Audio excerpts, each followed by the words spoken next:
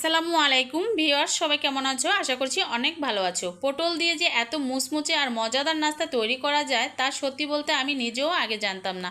সাধারণ একটা পটল দিয়ে যে এত অসাধারণ একটা রেসিপি সম্ভব তা আজ তোমাদের সাথে শেয়ার করব। ঝটপট বিকেলের নাস্তা, চায়ের আড্ডা জমিয়ে তুলতে এই রেসিপিটা কোনো তুলনাই হয় না। যারা পটল খেতে একদম পছন্দ করো না তারা এটি একবার খেলে বারবার রিকোয়েস্ট করবে।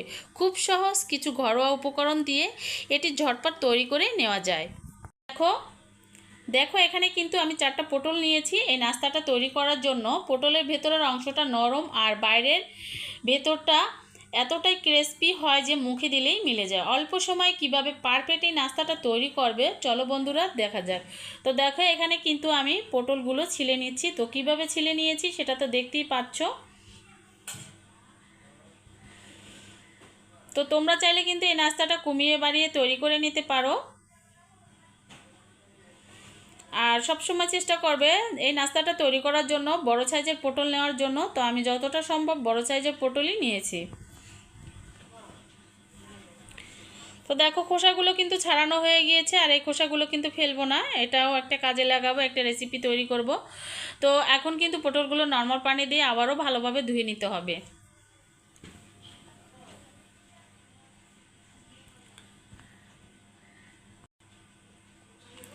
ধোয়ার পরে কিন্তু আমি একটা ছুরির সাহায্যে কিন্তু কেটে নিচ্ছি মাঝখানের বরাবর।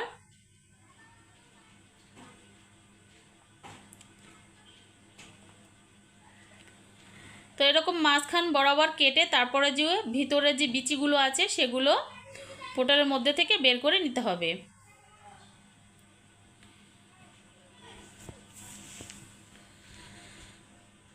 তো দেখো বিচিগুলো কিন্তু বের করা হয়ে গিয়েছে। এ পর্যায়ে কিন্তু আমি পটলগুলো একদম পাতলা পাতলা স্লাইস করে কেটে নিব। যতটা সম্ভব পাতলা পাতলা স্লাইস করে কেটে নিতে হবে।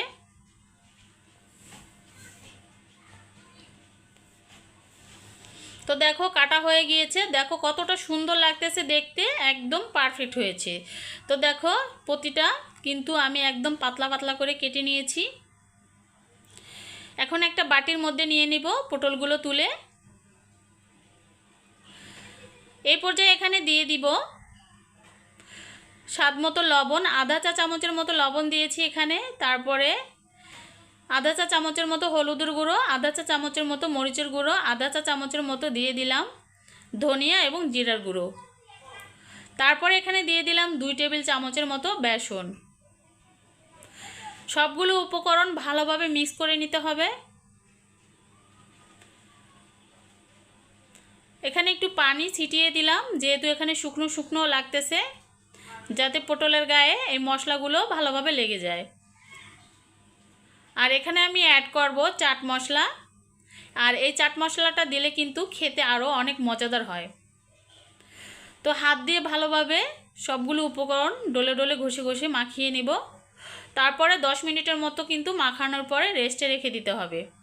অবশ্যই রেস্টে রাখতে হবে যাতে লবণ এবং মশলাগুলো পটলের গায়ের ভিতরে ঢুকে যায়।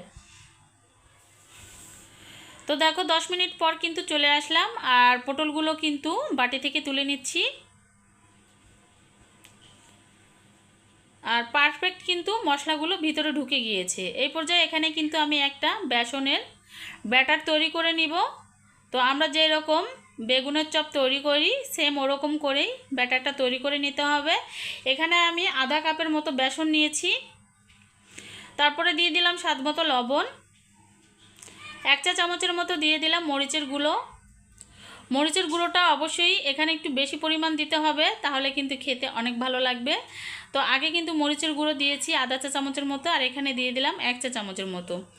দিয়ে দিয়েছি কিন্তু স্বাদ মতো লবণ এবং দিয়েছি বেকিং পাউডার। সবগুলো উপকরণ দিয়ে অল্প অল্প করে পানি দিয়ে একদম পারফেক্ট একটা ব্যাটার তৈরি করে নিতে হবে। একদম পাতলাও না, একদম ঘনও না। তো হ্যান্ড উইচের সাহায্যে কিন্তু ভালোভাবে এভাবে মিক্স করে নিতে হবে।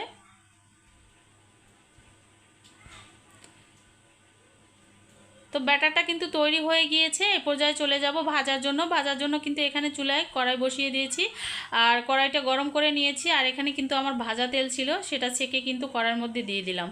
যেহেতু এটা আগে ভেজেছিলাম তো তেলটা তো ফেলানো যাবে না, তো এখানেও ভাজতেছি, তাই এখানে তেলটা অ্যাড করে দিলাম, আর সাথে আরও কিছু তেল অ্যাড করে আমি এই পটলের রেসিপিটা ভেজে নেব। তো দেখো এখন কিন্তু এক এক করে তেলটা গরম হয়ে গেলে তেলের মধ্যে ছেড়ে দিব। বেসনের মধ্যে এভাবে চুবিয়ে চুবিয়ে তেলের মধ্যে দিয়ে ছেড়ে দিতে হবে।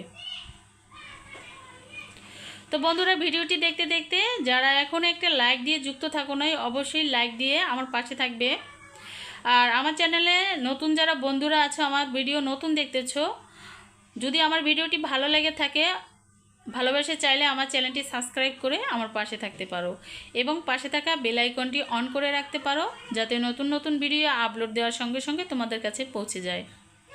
তো দেখো কথা বলতে বলতে কিন্তু এই পাশটা ভাজা হয়ে গিয়েছে। এই পাশটা উল্টিয়ে পাল্টিয়ে একদম লাল লাল করে মচমচে করে ভেজে নিতে হবে। আর অবশ্যই ভাজার সময় কিন্তু মিডিয়াম আঁচ করে ভাজতে হবে। তো দেখো ভালোভাবে কিন্তু তেলগুলো ঝরিয়ে নিতে হবে অবশ্যই। তো কিছু সময় ধরে এরকম উঁচু করে তেলটা ঝরিয়ে নিতে হবে।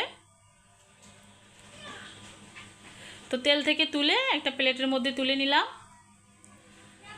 তারপরে বাকি পটলগুলো ওই একইভাবে আমি ভেজে নিব। তো বন্ধুরা, ভিডিওতে যদি আমার কথাবার্তা ভুল ত্রুটি থাকে অবশ্যই ক্ষমা দৃষ্টিতে দেখবে। আর যারা এরকম পটলের রেসিপি খাও নাই অবশ্যই ট্রাই করে দেখবে। আর এটা শুধু বিকেলের নাস্তায় খেতে পারবে না, এটা গরম গরম ভাতের সাথে, খিচুড়ির সাথে, বিরিয়ানির সাথে, পোলাওর সাথে, যেটাই বলো না কেন সব কিছুর সাথেই কিন্তু এই পটলের নাস্তার রেসিপিটা অনেক ভালো লাগে। তো আমি তো মাঝে মাঝে যে কোনো কিছুর সাথেই খাই, গরম ভাতের সাথে কিংবা বিরিয়ানি খিচুড়ি তৈরি করলে এই রেসিপিটা তৈরি করি। তো আমার কাছে অনেক ভালো লেগেছে, তাই তোমাদের সাথে শেয়ার করলাম। তোমরা অবশ্যই বাসায় ট্রাই করে দেখো, তোমাদেরও ভালো লাগবে। আর ট্রাই করে খেয়ে বলবে, আমার কমেন্টের মাধ্যমে জানাবে যে কেমন লেগেছে।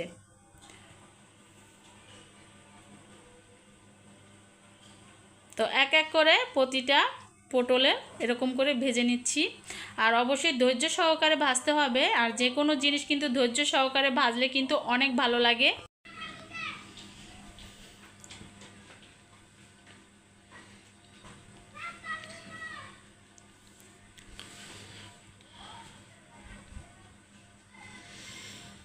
তো অল্প সময়ে এই মজাদার রেসিপিটা তোমরা অবশ্যই তৈরি করে নিবে।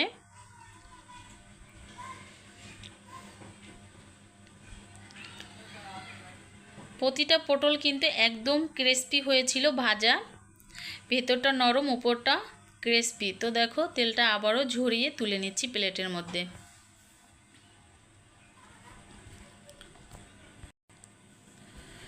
আর এই পটলের রেসিপিটা করতে আমার কাছে অনেক ভালো লাগে।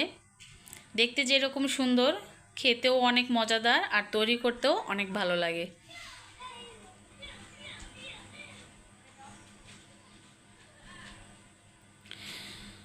তো বন্ধুরা, তৈরি হয়ে গেল আমার পটল দিয়ে তৈরি লোভনীয় ও মুচমুচে নাস্তা। এবার গরম গরম মুচমুচে এই নাস্তাটি তোমরা খেতে পারো টমেটো সস কিংবা যে কোনো চাটনির সাথে পরিবেশন করতে পারো বিকেলের নাস্তা হিসাবে। আর যদি তোমরা ভাত কিংবা খিচুড়ি বিরিয়ানির সাথেও এরকম গরম গরম ভেজে গরম গরম খিচুড়ি কিংবা বিরিয়ানির সাথে পরিবেশন করতে পারো। তো আমি তোমাদের সাথে পরিবেশন করব সস দিয়ে। তো চলো দেখা যাক কিভাবে খাই। তো দেখো কতটা লোভনীয় হয়েছে দেখতে, আর কতটা খেতে যে মজাদার হয়েছিল, না খেলে বুঝতেই পারবে না। তো দেখো খাওয়ার জন্য কিন্তু এখানে আমি সস নিয়েছি, আর কতটা সুন্দর হয়েছে দেখতে মচমচে, তোমাদের একটা দেখাচ্ছি। তো বন্ধুরা, রেসিপিটা ভালো লাগলে অবশ্যই একটা লাইক দেবে, কমেন্ট করে তোমাদের মতামত জানাবে, এবং আরও নতুন নতুন রেসিপি পেতে যারা নতুন বন্ধুরা আছো অবশ্যই আমার চ্যানেলটি সাবস্ক্রাইব করে আমার পাশে থাকবে। তোমাদেরকে সবাইকে ধন্যবাদ। তো আজ এই পর্যন্তই। আল্লাহ হাফেজ। আসসালামু আলাইকুম।